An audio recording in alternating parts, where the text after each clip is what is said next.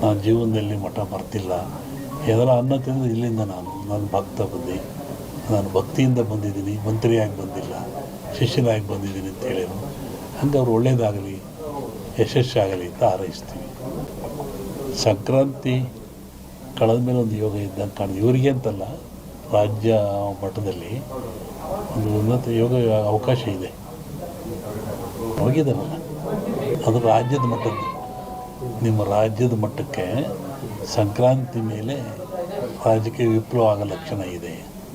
ನಾನು ಮೊದಲೇ ಹೇಳಿದ್ದು, ಯುದ್ಧಗಳಾಗ್ತದೆ, ಜಲಪ್ರಳಯವಾಗ್ತದೆ, ವಾಯುಪ್ರಳಯ ಆಗ್ತದೆ, ಭೂಪ್ರಳಯವಾಗ್ತದೆ, ಎಲ್ಲ ಜನ ಸಾಯ್ತಾರೆ, ಆಕ್ರಮಣ ಹೆಚ್ಚಾಗ್ತವೆ, ಮೇಘ ಸ್ಫೋಟ ಆಗ್ತದೆ ಅಂತ ಹೇಳಿದ್ದೆ ನಾನು.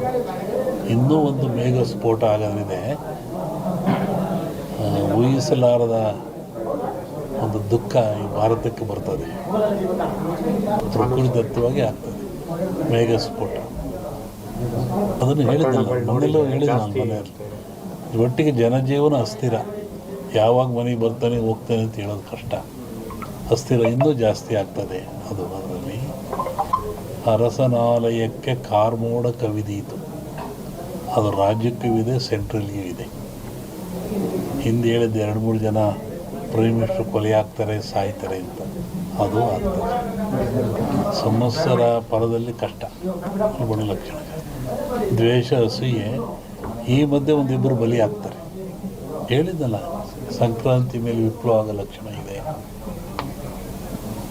ಇಲ್ಲ ಸರ್, ಸಿದ್ದರಾಮಯ್ಯಗೆ ತೊಂದರೆ ಇಲ್ಲ. ಮೂಡ ಬರುತ್ತೆ, ಮೂಡ ಹೋಗುತ್ತೆ ಅಷ್ಟೆ. ಏನು ಆಶೀರ್ವಾದ ಬಂದರೆ ಆಶೀರ್ವಾದ ಆಗ್ತದೆ. ಜಗತ್ತಿನ ಸುದ್ದಿ ಈಗಲೂ ಇದೆ. ಅವಾಗ ಸಂಕ್ರಾಂತಿ ಒಳಗೆ ಮೇಘ ಸ್ಫೋಟ ಅನ್ನಲ್ಲ, ರಾಜಕೀಯ ವಿಪ್ಲವ, ಇನ್ನೊಂದು ಸತಿ ಥರ ಆಕ್ಸಿಡೆಂಟು ಆಗೋ ಲಕ್ಷಣ ಇದೆ. ಅದು ಹೇಳಿದೆ, ಫ್ಲೋಟ್ ಮೇಘ ವಾಯು ಫ್ಲೈಟ್ದೆಲ್ಲ ಹೇಳಿದ್ದಲ್ಲ, ಫ್ಲೈಟ್ ಬಿತ್ತು, ಜನ ಸಾಯ್ತಾರೆ, ಮರಣ ಆಗ್ತದೆ, ಜಲಪ್ರಳಯವಾಗ್ತದೆ, ಸಮುದ್ರದಲ್ಲಿ ಆಗ್ತದೆ ಎಲ್ಲ ಹೇಳಿದ್ದಲ್ಲ, ಆಗ್ತದೆ. ಇನ್ನೊಂದು ಶ್ರಾವಣದಲ್ಲಿ ಹೇಳ್ತೀನಿ, ಜನವರಿ ಒಳಗೆ ಒಂದು ದೊಡ್ಡ ಆಘಾತ ಆಗೋ ಲಕ್ಷಣ ಇದೆ ಇಂಡಿಯಾಕ್ಕೆ. ಸೂಳೆಯ ಮಗನುಟ್ಟಿ, ಇದನ್ನು ಇಟ್ಕೊಂಡಿರಿ, ಪರಿಹಾರ ಮುಂದೆ ಹೇಳ್ತೀನಿ. ಸೂಳೆಯ ಮಗನುಟ್ಟಿ ಆಳುವನು ಮುನಿಪುರವ. ಯುದ್ಧ ಮನೆ ಸಾರಿಸ್ತಾ ಇದ್ರು, ಇವತ್ತು ಏನಿಲ್ಲ, ಹಂಗೆ ಕ್ಲೀನ್ ಮಾಡಿಬಿಡ್ತಾರೆ, ಫ್ಯಾನ್ ಹಾಕಿ ಗಾಳಿ ಉರಿಸಿಬಿಡ್ತಾರೆ. ಇಂಥ ಅವ್ಯವಸ್ಥೆ ಬಂದಿರೋದ್ರಿಂದ ಕ್ರಿಮಿಕೀಟಗಳು ಮನೆಯಲ್ಲಿ ಆವರಿಸಿದು, ಮನಸ್ಸಿನಲ್ಲಿ ಆವರಿಸಿದು, ಶರೀರದಲ್ಲಿ ಸೇರಿದು. ಇದಕ್ಕೆ ಬಹಳ ಚಿಂತನೆ ಮಾಡ್ಬೇಕು ಇವತ್ತೆಲ್ಲರೂ. ಇನ್ನೊಂದು ರೂಪ ತಗೊಳುತ್ತೆ, ಇದು ಗಾಳಿ ರೂಪಕ್ಕೆ ಬರುತ್ತೆ ಮುಂದೆ. ನಿನ್ನೆ ಹೇಳಿದ್ದೀನಿ ನಾನು, ಇದು ಗಾಳಿ ಮಾಧ್ಯಮವಾದರೂ ತೂಕವಾಗಿದೆ. ಮುಂದೆ ಬರುವಂಥದ್ದು ಗಾಳಿ ರೂಪವನ್ನು ತಗೊಳುತ್ತೆ. ಯಾಕೆ ನನ್ನ ಹತ್ರ ಕೇಳಿರಲ್ಲ. ನಿನ್ನೆ ಒಂದು ಖಾಸಗಿ ಕಾರ್ಯಕ್ರಮದಲ್ಲಿ ಬೆಂಗಳೂರಿನಲ್ಲಿ ಸಿದ್ದರಾಮಯ್ಯ ನಾವು ಮಾತಾಡ್ತಾ ಇದ್ವಿ. ಅವ್ರು ಹೇಳಿದರು, ನನಗೂ ಕೊರೋನಾ ಹೋಗ್ಬಿಡುತ್ತೆ ಗುರುಗಳೇ, ನಿಮ್ಮ ಟಿ ವಿ ನೋಡಿದೆ ಇನ್ನೂ 3 ವರ್ಷ ಹೋಗಲ್ಲ ಅಂತೀರಾ, ಹೆಂಗೆ ಮಾಡೋಣ ಅಂತ ಹೀಗೆ ತಮಾಷೆ ಮಾಡ್ತಾ ಕೂತಿದ್ವಿ. ಹಾಗೆ ಗಾಳಿ ರೂಪದಲ್ಲಿ ಏನಾಗ್ತದೆ, ಪ್ರೇತ ಬಾಧೆಯಲ್ಲಿ ಯಾಕೆ ಬರ್ತದೆ, ಎಲ್ಲವಕ್ಕೊಂದು ವೈಜ್ಞಾನಿಕ ಉತ್ತರವನ್ನು ಕೊಡಬೇಕು. ಕಂದಾಚಾರ ಉತ್ತರ ಕೊಟ್ಟರೆ ಏನು ಉಪಯೋಗ ಆಗಲ್ಲ. ಈ ನಮ್ಮಲ್ಲಿ ಸತ್ತವ್ರಿಗೆ ಏನು ಮಾಡ್ತೀರಿ, ಸಮಾಧಿ ಅಂತೀರ. ಯಾಕೆ ಸಮಾಧಿ? ಅದಕ್ಕೊಂದು ಧಾರ್ಮಿಕ ಆಚರಣೆ ಎಂದರು. ಇದ್ರ ಉದ್ದೇಶ ಏನು? ಮನುಷ್ಯ ಪ್ರಾಣ ಹೋದ ಮೇಲೆ, ಶರೀರ ಶವ ಆದಮೇಲೆ ಇಲ್ಲಿ ಬರುವಂಥ ಫಂಗಸ್ಗಳು, ಕೀಟಗಳು ಭಾಳ ಅಪಾಯಕಾರಿ. ಪ್ರಾಣಿಗಳ ದೇಹದಿಂದ ಬರುವಂಥ ಕೀಟಗಳಿಂದ ಮನುಷ್ಯನ ಸಿಲುಬರುವಂಥ ಕ್ರಿಮಿಗಳು ಭಾಳ ಅಪಾಯಕಾರಿ. ಅದಕ್ಕೆ ನಮ್ಮವ್ರು ಹಿಂದೆ ಏನಂದರು, ಮುಚ್ಚಪ್ಪ ಸಮಾಧಿ ಮಾಡು ಅಂದರು. ಎಷ್ಟು ಗುಂಡಿ ತೆಗೀರಿ, ಅದ್ರ ಕೆಳಗೆ ಕೊಂಡಿಸ್ರಿ, ಆಮೇಲೆ ಬಸವಗಟ್ಟಿ ಹಾಕ್ರಿ, ಮುಚ್ಚಿರಿ, ತುಳಿರಿ ಅಂದರು. ಆಮೇಲೆ ಸುಟ್ಟು ಹಾಕ್ರಿ ಅಂದರು, ಸುಟ್ಟು ಬಿಡ್ರಿ ದೇಹನ ಅಂದರು. ಇದು ಧಾರ್ಮಿಕ ಪರಂಪರೆ ಆದರೂ ಒಂದು ಆರೋಗ್ಯದ ಒಂದು ಮೌಲ್ಯವಾಗಿರ್ತಕ್ಕಂಥದ್ದು. ಇವತ್ತು ಮೊನ್ನೆ ಏನು ಮಾಡಿದರು, ಲಕ್ಷಾಂತರ ಜನ ಸಾವು ತಂದರು.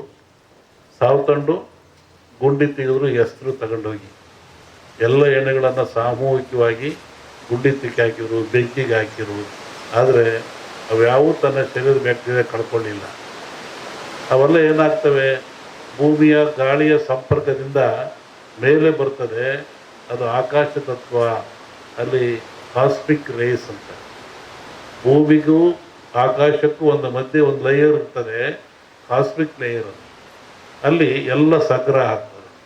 ಹೆಂಗೆ ನೀರು ಮೇಲೋಗಿ ಮೋಡವಾಗಿ ಗಾಳಿಯಿಂದ ಭೂಮಿಗೆ ಬರ್ತದೆ, ಹಾಗೆ ಒತ್ತಡ ಬಂದಾಗ ಅವು ಕೆಳಗೆ ಬರ್ತದೆ. ಅವು ನಿರ್ವಾತ ಪ್ರದೇಶ ಉತ್ಪತ್ತಿ ಆಗ್ತದೆ. ಅವೇ ಅವಾಗ ಮನುಷ್ಯನ ಮೇಲೆ ಅಟ್ಯಾಕ್ ಆಗ್ತವೆ, ಅವಾಗ ಮನುಷ್ಯ ಸಾಯ್ತಾನೆ. ಇದನ್ನು ನಾವೇ ಹಿಂದೂ ಇದೆ, ಇದು ರಾವ್ ಹೊಡಿತು ಅಂದರು, ನೆಲಪಟ್ಟು ಹೊಡಿತು ಅಂದರು, ಇದನ್ನೆಲ್ಲ ಅಂತಹ ಕ್ರಿಯೆ ಬರ್ತವೆ. ಅದಕ್ಕೆ ಎಚ್ಚರವಾಗಿರ್ರಿ, ಭಾಳ ಮುಖ್ಯವಾಗಿರಬೇಕು ಅಂತ. ಇನ್ನೂ ಅನೇಕ ಕ್ರಿಯೆ ತಗೊಂಡ್ರೆ ಎದರ ಅವಶ್ಯಕತೆ ಇಲ್ಲ. ಇದು ಪ್ರಾಣ ಕಳೆಯುವಂಥ ಕಾಯಿಲೆ ಅಲ್ಲ. ಮನುಷ್ಯ ಭೀತಿಗೊಳಪಟ್ಟು ಹೆದರಿ ತಾವು ಒಳಪಡ್ತಾ ಇದ್ದಾನೆ. ಅದಕ್ಕೆ ಸಾಯ್ತಕ್ಕಂಥ ಎದುರಿಸಿಲ್ಲ. ಅದಕ್ಕೆ ತಕ್ಕನಾದ ಮೆಡಿಸಿನ್ಗಳು ಅಥವಾ ಸ್ವಚ್ಛತೆ ಕಾಪಾಡ್ಕೊಳ್ಳಿ, ಭಾಳ ಮುಖ್ಯವಾಗಿರ್ತಕ್ಕಂಥ. ಈ ಧಾರ್ಮಿಕ ಆಚರಣೆಗಳು ನೀವು ಒಬ್ಬರನ್ನೊಬ್ಬರು ಕಂಡ್ರೆ ಏನಂತೀರಾ, ಆರೋಗ್ಯವಾಗಿದ್ದೀರಾ ಅಂತ. ನೀವು ಕಾಗದ ಹಂಗಂತ ಬರೀತೀರ, ನಾವು ಆರೋಗ್ಯ, ನಿಮ್ಮ ಆರೋಗ್ಯ. ಏನು ಆರೋಗ್ಯ ಅಂದರೆ ಏನು? ದೇಹದ ಆರೋಗ್ಯವೇ, ಮನಸ್ಸಿನ ಆರೋಗ್ಯವೇ? ಏನು ಆರೋಗ್ಯ? ನೋಡ್ರಿ, ನಮ್ಮ ಜನ ಎಷ್ಟು ಬುದ್ಧಿವಂತರು. ಸನಾತನ ಕಾಲದ ಸಹಿತ ಒಂದು ಆರೋಗ್ಯವಾಗಿದ್ದೀರಾ, ಶರಣು ನಮಸ್ಕಾರ, ಆರೋಗ್ಯವಾಗಿದ್ದೀರಾ ಅಂತ. ಯಾವುದು ಆರೋಗ್ಯ? ಆರು ಯೋಗ್ಯವಾಗಿದ್ದಾವ. ಆರು ಯಾವುವು? ಮನುಷ್ಯರ್ತಕ್ಕಂಥ ಆರು ಯೋಗ್ಯವಾಗಿದ್ದಾವು. ಚೆನ್ನಾಗಿಟ್ಕೊಂಡು ಚೆನ್ನಾಗಿರ್ತೀರ ಅಂತ. ಕಾಮ, ಕ್ರೋಧ, ಮೋಹ, ಮದ, ಮತ್ಸರ, ಲೋಭ. ಕಾಮಕ್ಕೊಳಗಾಗಬಾರ್ದು, ಮತ್ಸರಕ್ಕೊಳಗಾಗಬಾರ್ದು, ಲೋಭಕ್ಕೊಳಗಾಗಬಾರ್ದು, ಕ್ರೋಧಕ್ಕೊಳಗಾಗಬಾರ್ದು, ಆಶೆಗೆ ಒಳಗಾಗಬಾರ್ದು. ಈ ಆರು ಚೆನ್ನಾಗಿಟ್ಕೊಳ್ಳಿ. ಅದಕ್ಕೆ ಆರೋಗ್ಯವಾಗಿದ್ದೀರಾ. ನಾವು ಕೇಳೋ ಜನ ಕೇಳೋದು ಕಲ್ತ್ಕೊಂಡ್ವಿ, ಒಳಗಿನ ತತ್ವ ನಮಗೆ ಬರಲಿಲ್ಲ. ಇವತ್ತು ಹಬ್ಬ ಆಚರಿಸ್ತೀವಿ, ಸಮಾರಂಭಗಳನ್ನು ಮಾಡ್ತೀವಿ, ಕಾರ್ಯಕ್ರಮ ಮಾಡ್ತೀವಿ ಅಂದರೆ ಅದರ ಮೂಲ ಉದ್ದೇಶ ನಾವು ತಿಳ್ಕೊತ ಇಲ್ಲ. ಆ ಮೂಲ ಉದ್ದೇಶ ಏನು ಅಂದರೆ ಮನುಷ್ಯನಿಗೆ ಆರೋಗ್ಯದಾಯಕವಾಗಿರಬೇಕು, ಖುಷಿ ಇರಬೇಕು, ನೆಮ್ಮದಿ ಇರಬೇಕು ಅಂತ. ಹಿಂದಿನ ಕಾಲದಲ್ಲಿ ಒಂದು ಧರ್ಮ ಆಚರಣೆ ಇತ್ತು. ಗುರುಗಳು ಭಕ್ತನ ಉದ್ಧಾರಕ್ಕಾಗಿ, ಸಮಾಜದ ಶ್ರೇಯಸ್ಸಿಗಾಗಿ ತಾನೇ ನೋವು ತಗೊಳ್ತಾ ಇತ್ತು. ಹೇಗೆ ನೋಡಿ, ಈ ಭಾಗದಲ್ಲಿ ಕಮ್ಮಿ. ಅದು ಉತ್ತರ ಕರ್ನಾಟಕ ಹೋದರೆ ಜಂಗಿನವ್ರು ಕುಂತ ಇತ್ತು. ಒಬ್ಬ ಕಾಲಿಗೆ ಜಂಗ್ ಕೊಟ್ಕೊಳ್ಳೋದು, ಅವನು ಮನೆಗೆ ಬರೋದು. ಬೆಳಿಗ್ಗೆ 6 ಗಂಟೆ ಹೊತ್ತಿಗೆ ಬರ್ತಾ ಇದ್ದ. ಅಲ್ಲಿ ಬಂದು ಜಂಗ್ ಶಬ್ದ ಮಾಡೋವನು, ಅವು ಒಳಗೆ ಹೋಗೋವನು ನೋಡ್ತಾ ಇದ್ದ. ಏನು ಇವರು ಬಾಗಿಲು ಸಾರಿಸಿದಾರೋ ಇಲ್ವೋ, ಇವರು ಸ್ನಾನ ಮಾಡಿದಾರೋ ಇಲ್ವೋ, ಇವರು ಬೇಗ ಎದ್ದಿರೋ